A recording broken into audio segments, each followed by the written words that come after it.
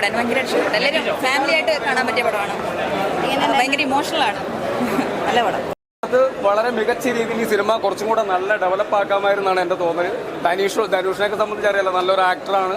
അപ്പോൾ പിച്ചക്കാരുടെ ദൈവമായിട്ട് നമ്മുടെ ധനുഷ് മാറിയിരിക്കുകയാണ്. എന്തായാലും ഈ സിനിമ വിജയിക്കേണ്ടത് നമ്മളുടെയും കൂടെ ആവശ്യമാണ്. കാരണം നമ്മളൊക്കെ പിച്ചക്കാരാണെന്നുള്ളതാണ് ഇതിൻ്റെ ഒരു സത്യാവസ്ഥ.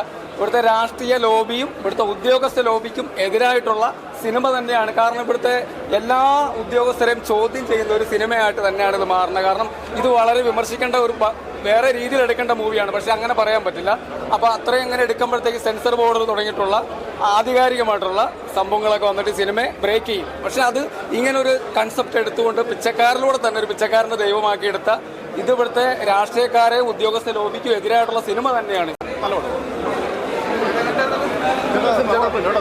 നല്ലൊരു എന്റർടൈനർ എന്ന് വെച്ചാൽ ലോജിക്കൊന്നും നോക്കണ്ട, നല്ലൊരു എന്റർടൈനർ ആയിട്ട് പടം കാണാം.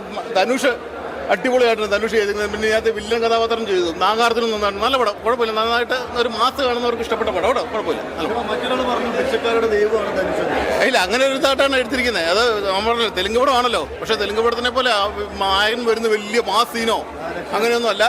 ഇത് ഒരു ഒറിജിനാലിറ്റി കൊണ്ടാണ് പടം എടുത്തിരിക്കുന്നത്. കുഴപ്പമില്ല, നല്ല പടം കാണാൻ ഒരു എന്റർടൈനറാണ്. നല്ല പടം കേട്ടോ. നല്ല മൂവിയാണ്. പാവപ്പെട്ടവരുടെ വിഷമങ്ങളും കഷ്ടപ്പാടുകളൊക്കെ എടുത്തു കാണിക്കുന്ന ഒരു മൂവിയാണ്. നല്ല മെസ്സേജ് ഒക്കെ ഉണ്ട് മൂവിയിൽ. അതെ, ത്രൂ ഔട്ട് അത് തന്നെയാണ്. കുഴപ്പമില്ല, കണ്ടിരിക്കാം. മോന് ഉറക്കമായിരുന്നു, അവൻ കണ്ടില്ല. കണ്ടിരിക്കാം, കുഴപ്പമില്ല. അപ്പോൾ ഈ പ്രോജക്റ്റിൽ ചെയ്യാൻ കഴിഞ്ഞതിൽ വലിയ സന്തോഷം. ഇത് വലിയൊരു പടമാണല്ലോ. ഓഡിഷൻ വഴിയാണ് അതിനകത്ത് കിട്ടിയത്. ഏകദേശം ഒരു 1.5 വർഷത്തോളം ഉണ്ടായിരുന്നു ഷൂട്ട്. അപ്പോൾ ഈ പ്രോജക്റ്റിൻ്റെ ഭാഗം കഴിഞ്ഞ് വലിയ സന്തോഷം. ഇപ്പോൾ നാഗാർജുന സാറിൻ്റെ പോലെയും വലിയ ധനുഷ് സാറിൻ്റെ പോലുള്ള വലിയ ആക്ടേഴ്സിൻ്റെ കൂടെ അഭിനയിക്കാൻ കഴിഞ്ഞ ഒരു വലിയ സന്തോഷം.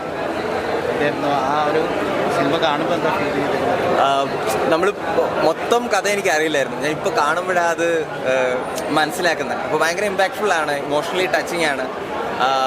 ലൈക്ക് ഒരു ക്ലാസ് ഡിഫറൻസ് ഒക്കെയാണ് പടം സംസാരിക്കുന്നത്. അപ്പോൾ തെലുങ്ക് സിനിമ ലൈക്ക് ഇതുപോലുള്ള സബ്ജക്റ്റുകൾ വലിയൊരു സ്കെയിലിൽ സംസാരിക്കുന്നു എന്നുള്ളതും അതുപോലൊരു ഇമ്പാക്ട്ഫുൾ ആയിട്ടുള്ള മൂവിയുടെ ഭാഗമാകാൻ കഴിഞ്ഞതിൽ വലിയ സന്തോഷം. ധനുഷാരുടെ ഒപ്പമുള്ള പെർഫോമൻസ് സമയം എന്തെങ്കിലും സംസാരിച്ചിരുന്നു സാറിനോട്. ചെയ്യുമ്പോഴാണെങ്കിലും നമുക്കൊരു പേടി ഉണ്ടാവുമല്ലോ. അപ്പോൾ പടത്തിനകത്ത് നമ്മൾ ആദ്യത്തെ ഷോട്ട് പുള്ളിയുടെ ഇങ്ങനെ കുത്തിരി കയറി പിടിക്കുന്ന ഒരു ഷോട്ടായിരുന്നു. അപ്പോൾ നമുക്ക് പേടിയുണ്ടാവും. വലിയ ആക്ടറാണല്ലോ, അദ്ദേഹത്തിൻ്റെ കൂടെ അങ്ങനെ ചെയ്യാൻ വേണ്ടി. ഞാൻ ഡയറക്ടർ ചോദിച്ചു, സാർ എങ്ങനെയായത് പറഞ്ഞു. അദ്ദേഹത്തോട് തന്നെ ചോദിച്ചോളൂ. നമ്മൾ സീൻ ചെയ്യുമ്പോഴാണെങ്കിലും ലൈക്ക് ഒരുമിച്ച് നമ്മൾ സംസാരിച്ചും ലൈക്ക് ഇംപ്രവൈസ് ചെയ്തിട്ടൊക്കെയാണ് ചെയ്യുന്നത്. അപ്പോൾ എനിക്കങ്ങനെ വേറെ ഇൻഹിബിഷനൊന്നും തോന്നിയില്ല. ആദ്യത്തെ സീൻ തന്നെ അങ്ങനെ അടുത്ത സീനാണ് ചെയ്തുള്ളതുകൊണ്ട് പിന്നെ വളരെ സ്മൂത്തായിരുന്നു. ലൈക്ക് പുള്ളിയും നമുക്ക് കാര്യങ്ങൾ പറഞ്ഞു തരും. നമുക്ക് അങ്ങനെ ചെയ്യാം, ഇങ്ങനെ ചെയ്യാം. കൂടെയുള്ള വളരെ കുറച്ച് സീനേ ഉണ്ടായിരുന്നു. പക്ഷെ എങ്ങനെയാണെങ്കിലും ആ സീൻ ഭയങ്കര രസമായിട്ട് ചെയ്യാൻ വേണ്ടിയിട്ട് കഴിഞ്ഞു.